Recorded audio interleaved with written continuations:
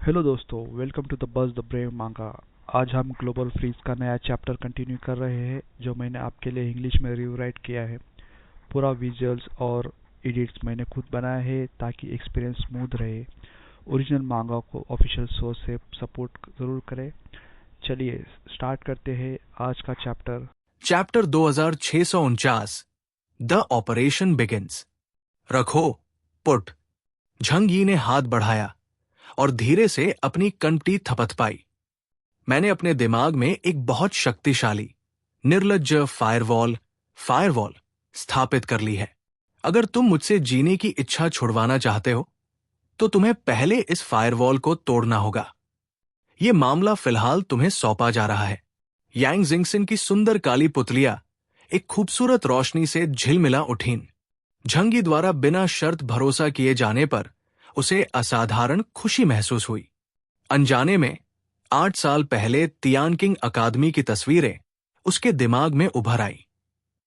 जब वो पहली बार झंग यी से मिली थी तो उसने शक्ति पुरुष के बारे में क्या सोचा था।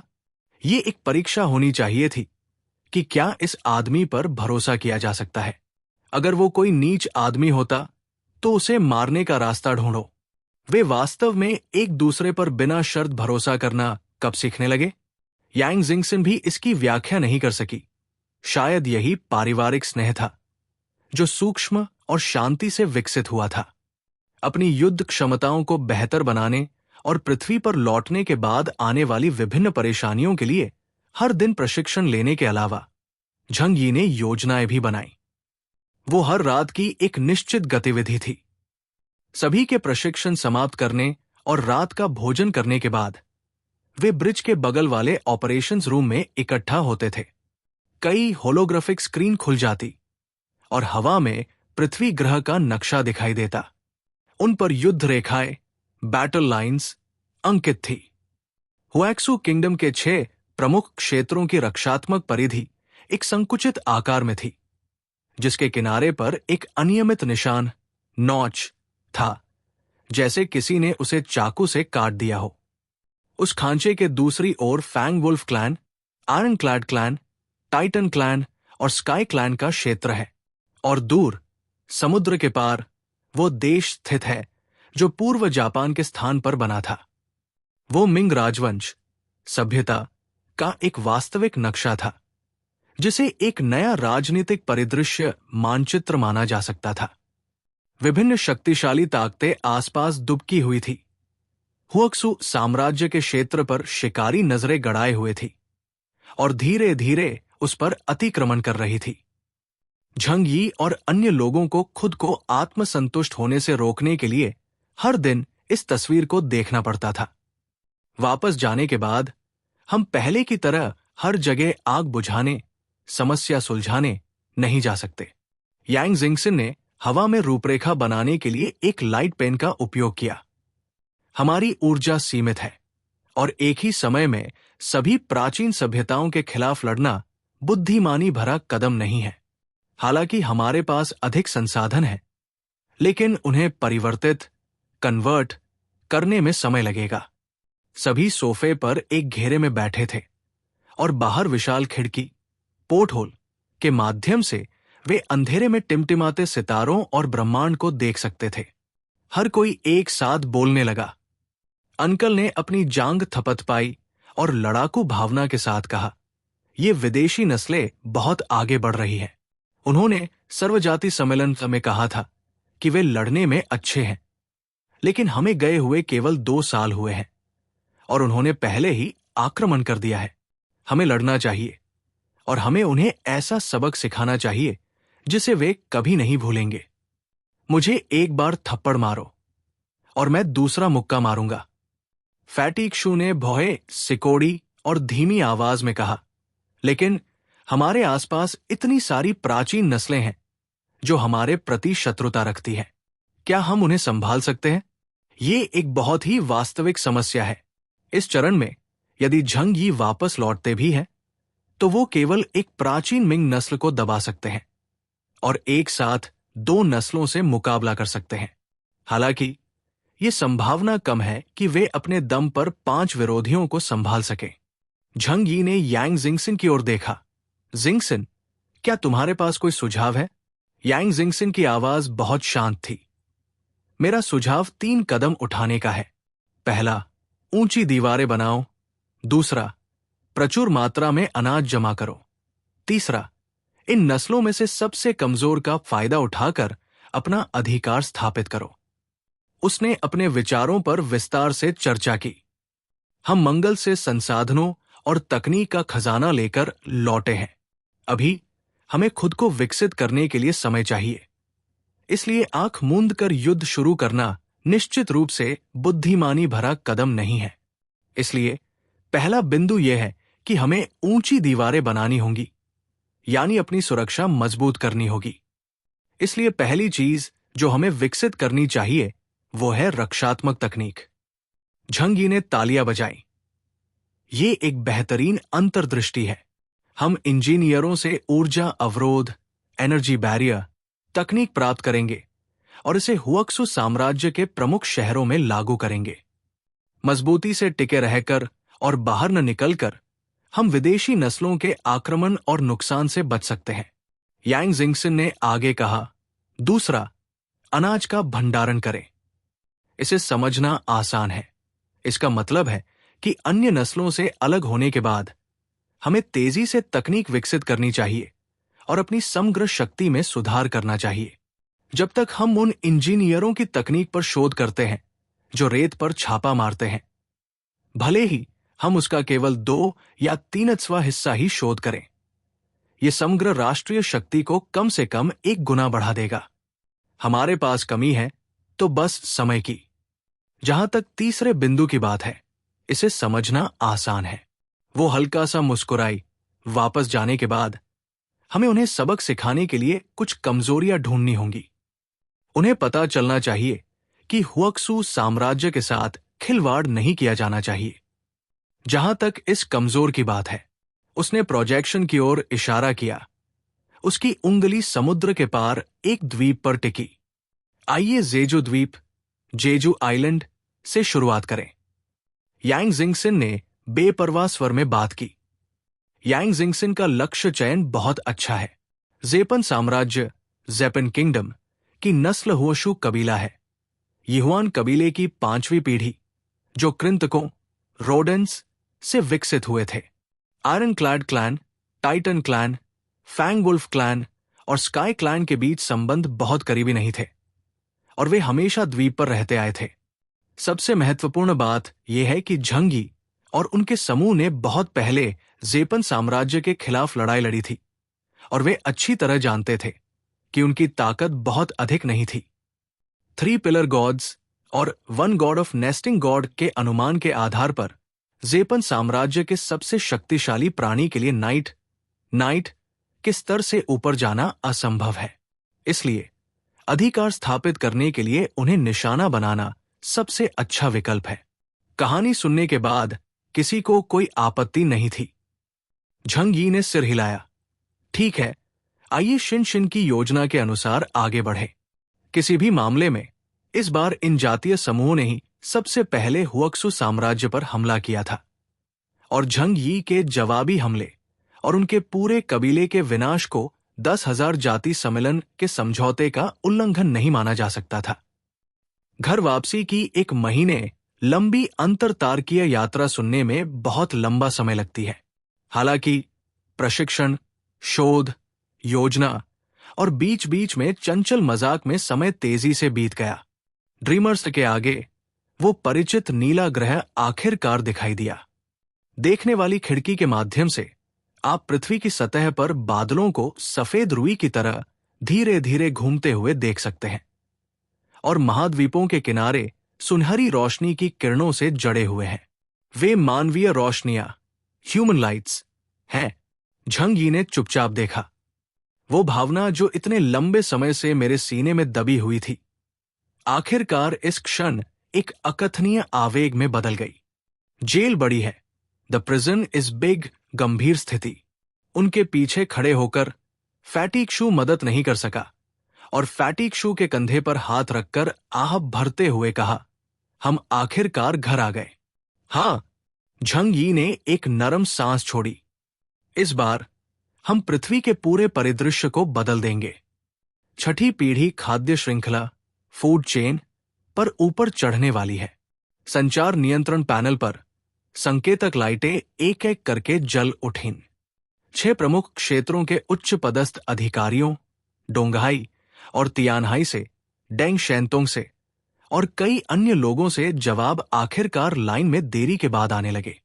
स्क्रीन पर प्रारंभ वापसी अक्षर अभी तक प्रदर्शित नहीं हुआ है, लेकिन झंग यी पहले से ही दूसरी तरफ के चेहरे के भाव की कल्पना कर सकते थे। आश्चर्य, उल्लास और शिकायत। इसमें 2 साल तक इसे थामे रखने के बाद राहत और मुक्ति का एहसास भी है, लेकिन निश्चित रूप से आगे देखने के लिए और भी बहुत कुछ है। Chapter 2650 the surgery part 2। उसने इसे देखने में जल्दबाजी नहीं की। उसने हाथ बढ़ाकर ड्रीमर के बेड़े के चैनल को दबाया। सब लोग, उसकी आवाज पूरे जहाज में गूंज उठी। वापसी पर स्वागत है। प्लैनेट पृथ्वी पर उतरने की तैयारी करें। युद्ध शुरू होने वाला है। इस बार पहल करने की बारी हमारी है। हुएक्सू किंगडम, हुएक्सू साम्राज्य के ऊपर का आसमान पिछले 2 वर्षों से बहुत उज्जवल नहीं रहा है। नगवा क्षेत्र की सीमा पर लाल चेतावनी वाली लाइटें कभी भी पूरी तरह से नहीं बुझी। फैंगवुल्फ क्लैन पर्वत श्रृंखला के साथ घूमता रहा। आयरनक्लैड क्लैन मैदानों में लुढ़कता और आगे बढ़ता रहा, और टाइटन क्लैन के टावर दूर क्षितिज पर एक के बाद एक खड़े थे, जैसे कोई पत्थर का आदमी धीरे धीरे करीब आ रहा हो। आकाशीय जीव सेलेस्टियल्स वायुमंडल में रहते हैं। वे विशाल हैं, मौसम को नियंत्रित कर सकते हैं और ग्रेट सेलेस्टियल के ऊपर होने वाली हर चीज पर लगातार नजर रखते हैं। पूर्वी चीन सागर और स्काई सी तियनहाई के ऊपर दलदली भूमि मार्शलैंड का युद्ध ध्वज समुद्री कोहरे में दिखाई और गायब होता रहा, जो पूरे समुद्री क्षेत्र पर किसी ऐसे बर्तन की तरह दबाव बना रहा था जो किसी भी क्षण उबल सकता था। हुएक्सू किंगडम एक नरम बेर परसिमन की तरह था, जिसे चारों तरफ से हाथों से दबाया जा रहा था। उन्होंने वास्तव में पूर्ण पैमाने पर युद्ध शुरू करने की हिम्मत नहीं की, क्योंकि वे अभी भी कुछ संकोच रिजर्वेशंस कर रहे थे। आखिर एक बार जब अनगिनत जातियां वापस आ गई, तो उनके दुश्मन न केवल मानव जाति थे, बल्कि अन्य जातियां भी थी जो उन पर लालची नजरें गड़ाए हुए थी। इसलिए वे बार बार हुएक्सू साम्राज्य के आसपास लोगों की जांच करते और उन्हें परेशान करते रहे, एक वास्तव में महत्वपूर्ण क्षण का इंतजार करते हुए, ये पुष्टि करने के लिए कि झंग यी और अन्य लोग सितारों भरे आकाश में मर चुके हैं और कभी वापस नहीं आएंगे। ये स्थिति 1 साल से अधिक समय तक बनी रही, जिस दौरान हुएक्सू साम्राज्य ने आसपास की बड़ी मात्रा में भूमि और संसाधन खो दिए और मृतकों तथा घायलों की संख्या 10,000 से अधिक हो गई। ये नुकसान महत्वपूर्ण है, क्योंकि हताहतों में से आधे से अधिक एनजी डिस्ट्रिक्ट के महाशक्तियों वाले विशेष बल के सैनिक थे, जब तक कि वे 4 शब्द जो गहरे अंतरिक्ष से संचार लिंक के माध्यम से यात्रा करते हुए नीचे नहीं गिरे। मैं वापस आ गया हूं। प्रेषक की पुष्टि बिना किसी संदेह के झंग यी के रूप में हुई। इन 4 शब्दों ने पूरे हुएक्सू साम्राज्य को एक संजीवनी दे दी। हॉटो ने पूरी तरह से 10 सेकंड तक उस अत्यंत संक्षिप्त संदेश को घूर कर देखा और फिर धीरे से सांस छोड़ी। उसे ऐसा महसूस हुआ जैसे उसकी पीठ पर इतने लंबे समय से लदा हुआ पहाड़ अचानक आधा हल्का हो गया हो। 2 साल बीत चुके हैं और वो पहले से ही एक नाइट के स्तर तक पहुंच चुकी है। झंग यी के उत्तराधिकारी के रूप में वो सभी जातियों के लिए सबसे बड़ा निवारक डिटरेंट बन गई है। हालांकि वो झंग यी की तरह बहुमुखी नहीं है, लेकिन जो कोई भी उसके शरीर के किसी भी हिस्से तक पहुंच प्राप्त करेगा, वो तुरंत हार जाएगा। यहां तक कि विभिन्न जातियों के सबसे शक्तिशाली योद्धा भी इससे सावधान रहेंगे। आखिर एलियंस अपेक्षाकृत शक्तिशाली मानव है। वास्तव में अजेय नहीं, उन सबकी कमजोरियां हैं, और कोई भी अपनी जान जोखिम में डालने की हिम्मत नहीं करता। शेंगजिंग क्षेत्र का कमांड सेंटर शांत था। युद्ध मानचित्र के सामने व्यस्त अधिकारी और वे स्टाफ अधिकारी जो पिछले 2 वर्षों में नौसिखियों से कठोर चेहरे वाले अधिकारियों में बदल गए थे, सभी बड़ी स्क्रीन पर उस टेक्स्ट की लाइन को घूर रहे थे, जैसे पुष्टि कर रहे हो कि ये कोई डेटा भ्रम, डेटा इल्यूजन नहीं है। है। इसके तुरंत बाद बहुत लंबे समय से दबा हुआ उल्लास फूट पड़ा। शानदार! वो स्वामी मरा नहीं है। हुक्सु साम्राज्य की आशा वापस आ गई है। ये अद्भुत है, ये अद्भुत है। स्वर्ग हमारी मदद करे, हमारे पूर्वज हमारी मदद करें। धिक्कार है, 2 साल। हम पूरे 2 साल से खुद को रोक कर रखे थे। इन पिछले 2 वर्षों में हमने कैसा जीवन जिया है। जब लॉर्ड केओस वापस आएंगे तो हम उन कमीनों के सिर जमीन पर कुचल देंगे। किसी ने अपनी मुट्ठी भींची और उसे मेज पर मारा, जिससे एक भारी आवाज हुई। कुछ लोग जोर जोर से हंसे, जबकि अन्य लाल आंखों के साथ कोस रहे थे। कह रहे थे कि वे प्राचीन मिंग राजवंश के उन पुराने बुजुर्गों को इंतजार करने देंगे और तमाशा देखेंगे। हो तो युद्ध मानचित्र के सामने खड़ी थी, चुपचाप प्रत्येक रक्षात्मक रेखा को फिर से खींच रही थी। वो जानती थी कि स्थिति अभी बहुत बेहतर नहीं हुई है। भले ही केओस वापस आ जाए, वो किसी भी समय आसपास की प्राचीन सभ्यताओं के खिलाफ युद्ध छेड़ने में असमर्थ होगा। लेकिन इस क्षण से हुक्सु साम्राज्य अब बिना नेता वाला कोई अकेला शहर नहीं था। लगभग तुरंत ही पूर्वी चीन सागर क्षेत्र में युद्ध की तत्परता का अलर्ट अपने उच्चतम स्तर पर उठा दिया गया। तियानहाई सिटी के ऊपर बादल बहुत नीचे थे। समुद्री हवा, जो काट देने वाली नम ठंड लेकर आ रही थी, दूर से चल रही थी, जिसमें नमक की लगभग सड़ी हुई गंध थी, जिसने तट के किनारे सभी को और भी अधिक तनाव में डाल दिया था। डेंग शेंटोंग तियानहाई शहर में अस्थायी कमांड टावर के ऊपर खड़े थे। हाथ में एक विशेष रूप से बना दूरबीन थामे हुए थे, जिसके लेंस से दूर एक हल्का कोहरा दिखाई दे रहा था। वो साधारण समुद्री कोहरा नहीं था। कोहरे में अदृश्य धागे हैं, जो किसी प्राचीन और डरावने क्रम में धीरे धीरे छटपटा रहे हैं। वो झील के किनारे वाली भूमि की बैरियर शक्ति है। 2 साल पहले की तुलना में उनकी कोशिशें इस बार अधिक व्यापक और क्रूर है, जो एक आकस्मिक जांच के बजाय सैन्य चाकू के औपचारिक प्रहार की तरह अधिक है। अगर हमें यह कहना हो कि इन प्राचीन साम्राज्यों में से किसके मन में हुक्सु साम्राज्य के प्रति सबसे गहरी नफरत थी, तो वो निस्संदेह जेपन साम्राज्य होगा। आखिर उनके 3 स्तंभ देवता झंग के हाथों मारे गए थे। महाद्वीपीय प्लेट के विस्तार के रूप में न्योन क्षेत्र, नियोन टेरिटरी को अगले 10,000 वर्षों के भीतर कभी भी महाद्वीपीय शेल्फ के नीचे खींचा जा सकता है और जलमग्न किया जा सकता है। इसलिए जापानी और उनके नीचे की चूहों की नस्ल रैट रेस दोनों ही महाद्वीपीय प्लेट पर उतरने के लिए तरसते हैं। अब जबकि उन्हें यह अवसर मिला है, वे निश्चित रूप से इसे हाथ से जाने नहीं देंगे और फिर से उतरेंगे। बैरियर के घेरे में समुद्र की सतह काली हो गई और ब्रेकवाटर से टकराने वाली लहरों में सामान्य सफेद झाग की कमी थी। इसके बजाय उनमें गहरा ग्रे रंग दिखाई दे रहा था। रडार का शोर एक डेड जोन में विकृत हो गया और सोनार की गूंज ने एक अराजक भिनभिनाहट पैदा की, जैसे समुद्र तल पर अनगिनत भूत फुसफुसा रहे हों। वे यहां हैं। डेंग शेंटो ने अपनी दूरबीन नीचे रखी। उनका गला थोड़ा सूख गया था और अपनी कमर पर बंधी तलवार ग्रिफिथ को छूने के लिए हाथ बढ़ाया, जिसने कई वर्षों तक युद्ध में उनका साथ दिया था। उनके लंबे चांदी जैसे बाल अभी भी चमकदार थे और चेहरा अभी भी सुंदर था, लेकिन उनकी आंखें पहले की तुलना में बहुत गहरी थी और आंखों के घेरे कुछ धंसे हुए थे। पिछले 2 वर्षों से तियानहाई शहर उनके नियंत्रण में रहा है। झंग यी ने उनके साथ कभी भी अनुचित व्यवहार नहीं किया।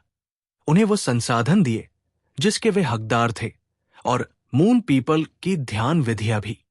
अब डेंग शेंटुंग ने भी बिशप स्तर को पार कर लिया है और उनका महाशक्ति सूचकांक सुपर पावर इंडेक्स 32,000 अंक तक पहुंच गया है। उनके पीछे शैडो स्क्वाड के विशिष्ट सैनिक पहले ही इकट्ठा हो चुके थे। काला कवच उनके शरीर से चिपका हुआ था। अदृश्यता का लबादा, क्लोक ऑफ इनविजिबिलिटी, कसा हुआ था और उनके हथियारों पर ऊर्जा की रेखाएं जल उठी थी, जो धुंधली रोशनी में असाधारण रूप से तेज दिखाई दे रही थी। ली चेंगकिंग, लू दहाई, WD, जिंगटियान, एक्सायो होंगलियन और अन्य उनके दोनों ओर खड़े थे। चेंगकिंग भारी कवच से ढके थे, परत दर परत, जो भारी लग रहा था। वास्तव में आंतरिक भाग एक नए उन्नत उच्च गतिशीलता संरचना, हाई मोबिलिटी स्ट्रक्चर से सुसज्जित था। एक हल्के कंपन के साथ उनकी पीठ पर कछुए के खोल के आकार की भारी ढाल एक ऊर्जा अवरोध खड़ा कर सकती थी, जो लगभग शहर की दीवार जितना मजबूत था। WD के कपड़े समुद्री हवा में लहरा रहे थे। उनकी लंबी छड़ी, स्पेयर, उनकी पीठ पर थी, जिसका शाफ्ट शुद्ध काला था, लेकिन वास्तव में दुर्लभ सामग्रियों से बुना गया था, जो उनकी नेन क्षमता का पूरी शक्ति से उपयोग करते समय भयानक तनाव को झेलने में सक्षम था। WD का क्षमता सूचकांक 29,000 अंक तक पहुंच गया है, जिससे वो शैडो स्क्वाड के दूसरे सबसे मजबूत सदस्य बन गए हैं। जैसा कि बायन जुनवू ने तब कहा था, WD ब्लैक रोब इन्वेस्टिगेशन टीम में सबसे प्रतिभाशाली व्यक्ति थे।